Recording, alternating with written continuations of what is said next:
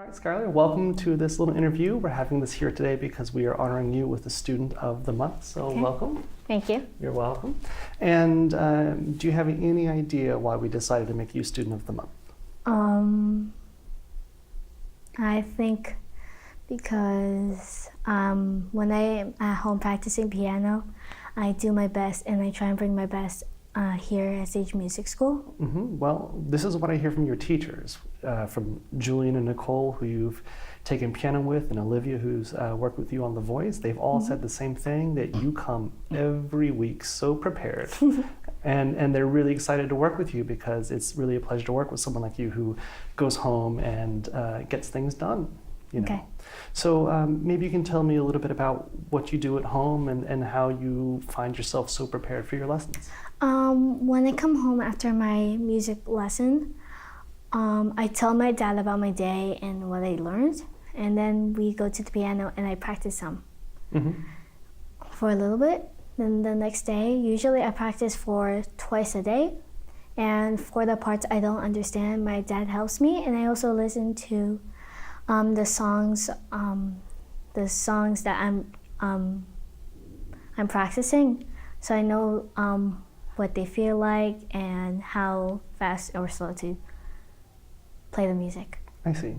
So I hear a lot of good stuff in there. So one of the things we know about practicing is if you practice one time a day, that's okay. But if you practice more than once a day, even if it's a shorter amount of time, it seems to be the more often we practice, the better we do. Yeah. So obviously it's shown in your case. Yeah. And I also think that you must have some great parents because they're helping you all the time. Yeah. And that's one of the things I see is when I see supportive parents, I often see their sons and daughters like you doing really well. So that's also awesome to hear. So you told me a little bit about like when you practice and how often, but like when you sit down to practice, what do you exactly do? When I sit down to practice, I look at my notes and see what I need to do, and I do it for maybe a couple minutes to see if I can get it down, and just work on that for a couple of minutes to see if I can do it. And then I move on. Well, let me ask you a question there. Yeah. So you think about what you're going to do before you do it, is that right? Yeah. And then you see if you can do it, is that right? Do you often find that you can do it? Sometimes I can do it and sometimes I can't, because sometimes, like when I do the chords, sometimes it's a little hard for me to play all fingers at once. So I just practice that a couple of minutes to strengthen my fingers. Strengthen your fingers, I see. And so when you say like sometimes you feel like you can't do it, what do? You feel like you repeat the activity until you can? Usually I try and break it down and see if I can maybe do it slower to see if I can do it without making mistakes. I see. Well, see, now this sounds like a smart solution to me, right? So when it's too big to do, you break it into something that's small and manageable. Is that right? Yeah. Okay, so I think you're doing really well with all this. Let's see if I can help you go even a step further, right? Because you're already doing a great job, but I'm never satisfied with where we are. We can always do better, right? Yeah. So we can always grow in some way. So here's my thought, and you tell me what you think about it. Okay. So when you think about what you're going to do, do you think that you could close your eyes and imagine all the movements you're going to make before you make them? Yeah. Yeah. Do you think that would help you do things better on the first try? Yeah. So give that a thought, right? Okay. And see if you can like imagine the movements you're going to make before you do them. And that way, I think you'll have a better chance of doing them on the first time. Okay. And then after that, all you have to do is repeat until it becomes comfortable.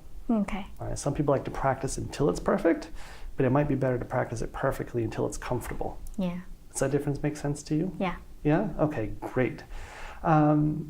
So what advice would you have for your friends who are trying to learn a musical instrument? For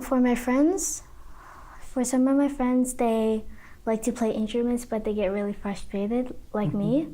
So sometimes I tell them and myself to calm down, take a deep breath, and if I get frustrated, take a break. Breaks are good. So I've heard you now. So when you get frustrated, you take breaks, and you also do things that are smaller. Yeah.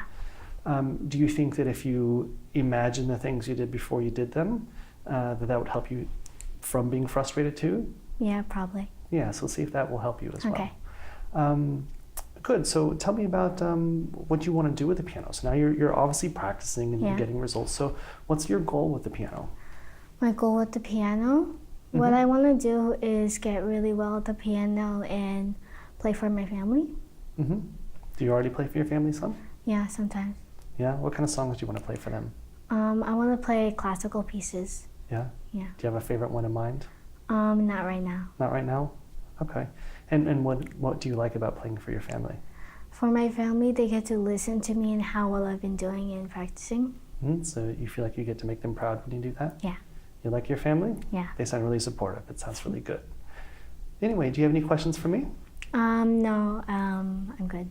You're good? Well, I really appreciate you coming out and doing this Okay. interview, and we're really pleased to give you this honor because you've always been doing good work. Okay. And we hope we get to help you keep doing it. Thank you. All right? Thank you.